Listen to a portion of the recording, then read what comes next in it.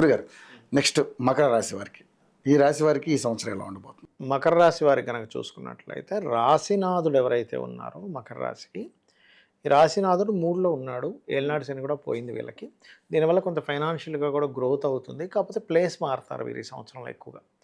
అంటే కొంతమంది ఇల్లు మారితే కొంతమంది ఆఫీస్ మారుస్తారు, లేదా కొంతమంది వాళ్ళు పెట్టిన సంస్థలు మారుస్తారు, లేకపోతే ఇదంతా లాస్ వస్తుంది తీసి ఇంకోటి పెడదాంలో ఇంకో బిజినెస్లో మారదామని మారచ్చు. ఇలాంటి మార్పులు ఖచ్చితంగా జరుగుతాయి వీరికి మకరం వారికి కనుక చూసుకుంటే. అలాగే మరొకటి ఏంటంటే ఇక్కడ ఈ 2వ అధిపతి ఎవరైతే ఉన్నారో, ఈ 2వ స్థానాధిపతి ఈ కారకుడు ఎప్పుడైతే 3లోకి వెళ్ళాడో మీడియేటింగ్ ద్వారా డబ్బులు రావడం ఇవ్వంటుంటారు, మధ్యవర్తిత్వం. అలాగే వీళ్ళ జీవిత భాగస్వామి కొంచెం మొదటి 2 నెలలు కొంచెం ఉద్యోగం సంబంధించిన స్ట్రెస్ ఎక్కువగా ఉంటుంది. వీళ్ళ జీవిత భాగస్వామి మీద ఏదైనా ప్రాపర్టీ తీసుకున్నప్పుడు కొంచెం చూసుకొని తీసుకోవాలి. ఎందుకంటే 4వ అధిపతి నీచబడి సప్తమంలో ఉంటున్నాడు కదా, వాళ్ళ పేరు మీద తీసుకునేటప్పుడు. బట్ ప్లేస్ ఆఫ్ చేంజ్ అయితే ఇందాక నేను చెప్పినట్టుగా ఉంది.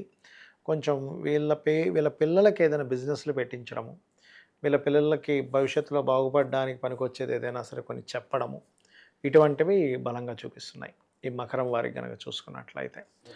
అండ్ అలాగే మరొకటి ఏంటంటే విదేశాల్లో ఉండేటువంటి సిబ్లింగ్స్ ఉంటారు, కొంతమంది విదేశాలు తోబుట్టులు ఉన్నారు, వాళ్ళ ద్వారా కొంత సహకారాలు లభించడము, ధైర్యంగా కొన్ని నిర్ణయాలు తీసుకొని తద్వారా వీళ్ళకి కొన్ని గెయిన్స్ రావడం. ఎందుకంటే 3లో అధిక గ్రహాలు ఉన్నప్పుడు డేరింగ్ స్టెప్ చేస్తారు ఎక్కువగా. వీళ్ళు ఎంత డేర్ స్టెప్ వేస్తారంటే అబ్బా అరే ఏంట్రా బాబు వీడి ధైర్యం ఏంటి అనిపిస్తుంది మనం కొంతమందిని చూస్తే.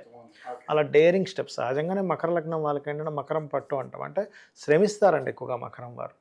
ఎక్కువ శ్రమిస్తారు, ఎక్కువ పట్టుదల ఎక్కువగా ఉంటుంది, మొండితనం ఎక్కువగా ఉంటుంది, మంచితనము ఉంటుంది, మొండితనం ఉంటుంది. బట్ లవింగ్ నేచర్ కూడా ఎక్కువగా ఉంటుంది 5th లార్డ్ శుక్రుడు అయినందుకు. పిల్లలతో ఎక్కువ అటాచ్డ్గా ఉంటారు మకర లగ్నం వాళ్ళు సర్వసాధారణంగా అది. అండ్ ఇక్కడ ఇంకోటి ఏంటంటే కాస్త భాగ్యంలో కేతు ఉన్నందుకు ఇంతకాలం వీళ్ళు ఎక్కువ పుణ్యక్షేత్ర దర్శనాలు చేసుకున్నారు, ఇప్పుడు అష్టమంలోకి మారుతున్నాడు. సో అష్టమంలో మారుతున్నప్పుడు ఏమవుతుందంటే వీళ్ళు కొంత నిగూఢమైన కొన్ని విద్యలు కూడా నేర్చుకుంటారు యాక్చువల్గా కేతు అష్టమంలోకి వెళ్ళినప్పుడు మకర లగ్నం వారు. అదొకటి ఉంటుంది. అండ్ ఏదైనా గతంలో ఎప్పటి నుంచో పలానా ప్రాపర్టీ తీసేద్దాం అనుకుని ఉంటారు చూసారా, ఇప్పుడు ఈ 3లో అధిక గ్రహాలు వచ్చినందుకు వాటిని అమ్మడానికి వీళ్ళకి అనుకూలత వస్తుంది.